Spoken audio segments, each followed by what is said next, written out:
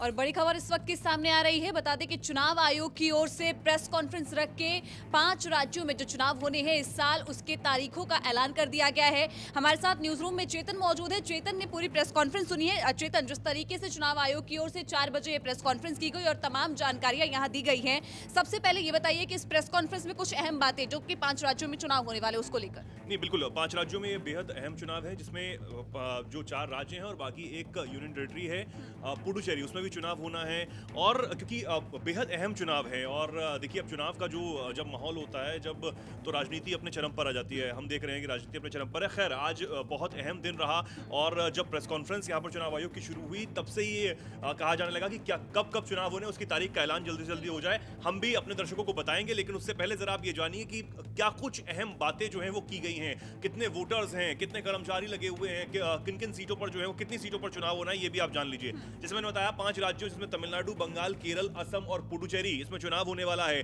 5 राज्यों में जो चुनाव आयोग की तरफ से आंकड़ा दिया गया है, बताया गया कि 17.4 करोड़ कुल वोटर हैं 5 राज्यों के। 824 सीटों पर चुनाव होने हैं। 2.1 लाख मतदाता केंद्र हैं। असम में अगर बात करें तो 2.50 करोड़ मतदाता, 2.5 करोड़ के आसपास मतदाता हैं। बंगाल में 6.44 करोड़ मतदाता चुनाव आयोग ने बताया। केरल में 2.70 करोड़ मतदाता, तमिलनाडु में 5.67 करोड़ मतदाता बताए गए हैं। 25 लाख चुनाव जो कर्मचारी हैं वो इसमें लगे रहेंगे और पूरी प्रक्रिया को संपन्न करेंगे।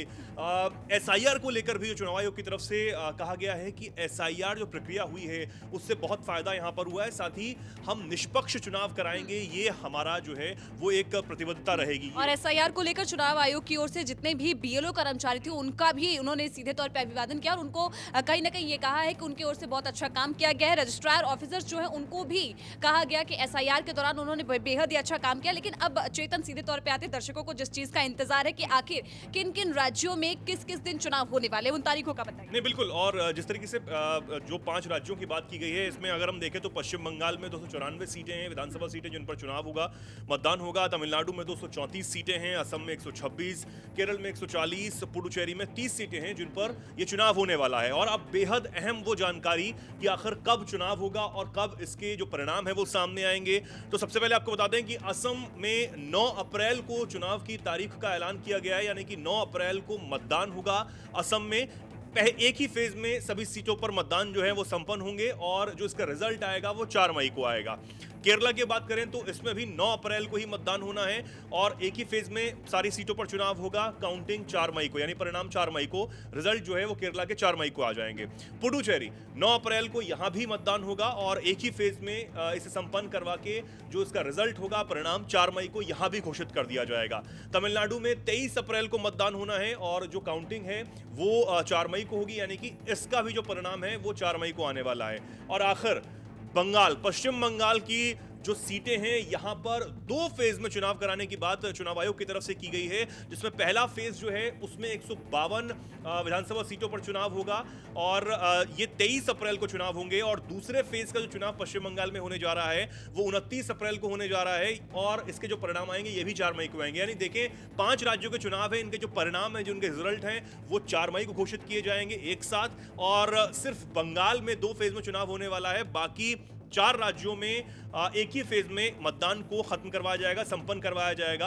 और ये एक अहम जानकारी यहाँ पे दी गई है, शायद इसी का इंतजार आप सब कर रहे थे। बिल्कुल चेतन, और खास बात ये भी है कि जिस तरीके से अगर हम बिहार पिछला चुनाव देखते हैं, बिहार विधानसभा चुनाव को भी देखते हैं, तो जो चुनाव आयोग है उनकी ओर से साफ तौर पर यह कहा गया था कि कम से कम समय में जो है चुनाव को खत्म करने की कोशिश यहाँ पर की जाएगी।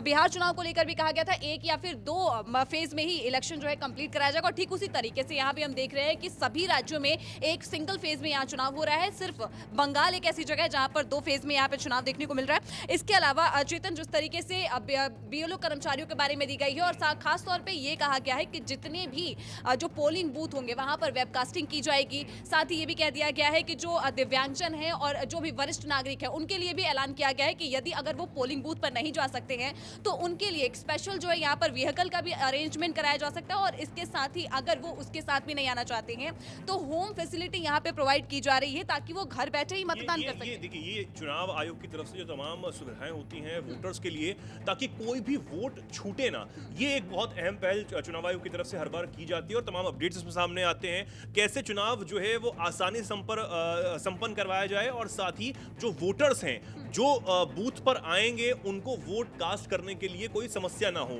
बहुत लंबी लाइनें हमने कई बार देखा है कि देखने को मिलती हैं और हम ये देखते हैं कि कोई भी वोटर छूटे ना, ये भी चुनाव आयोग की पहल रहती है। तमाम सुविधाएं जिसमें पानी की सुविधा है और तमाम जो टॉयलेट्स हैं उनकी सुविधा जो है वो चुनाव आयोग की तरफ से यहाँ पर करवाई जाएगी, क्योंकि 5 राज्यों में चुनाव होने हैं और ये जो हमने तारीखें देखी हैं उसमें करीब एक ही महीने में सारे चुनाव जो हैं वो संपन्न हो जाए। अप्रैल का महीना बहुत क्रूशल रहने वाला है, बहुत इंपॉर्टेंट रहने वाला है और पूरे देश में जो राजनीतिक हलचल है वो आपसे क्योंकि तारीखों का ऐलान हो गया है उसके बाद से बहुत ज़्यादा तेज़ हो जाने वाली है। तो अप्रैल का जो महीना है बहुत ज़्यादा अहम रहने वाला है और 4 मई की वो तारीख जब सब उसकी नज़र उस पर होगी और सभी राज्यों के जो परिणाम हैं रिजल्ट के जो चुनाव के उस वक्त घोषित होने वाले हैं, तो बेहद ये 4 तारीख तक जो अहम यहाँ पर अब से सफ़र रहने वाला है बहुत अहम है। और चुनाव आयोग ने जो तैयारियां हैं वो पहले से ही शुरू कर दी हैं। चुनाव आयोग की तरफ से भी बताया गया कि उनकी जो कमेटी थी, जो उनकी टीम थी, वो हर चुनावी राज्य में गई, फर्स्ट टाइम वोटर से बात की, युवा वोटर से उन्होंने बात की और जानने की कोशिश की कि क्या कुछ जो है वो होना चाहिए, किस तरीके से उनके मन टटोले हैं। तो ये चुनाव आयोग की तरफ से यहाँ पर तैयारियां इस हिसाब से जो है वो पूरी की गई हैं। अंजलि, ठीक है, बहुत बहुत शुक्रिया चेतन। तो जिस तरीके से चुनाव आयोग की ओर से अब चुनाव की तारीखों का यहाँ पे ऐलान कर दिया गया है, इसी के साथ ही आचार संहिता जो है वो भी लागू हो चुकी है।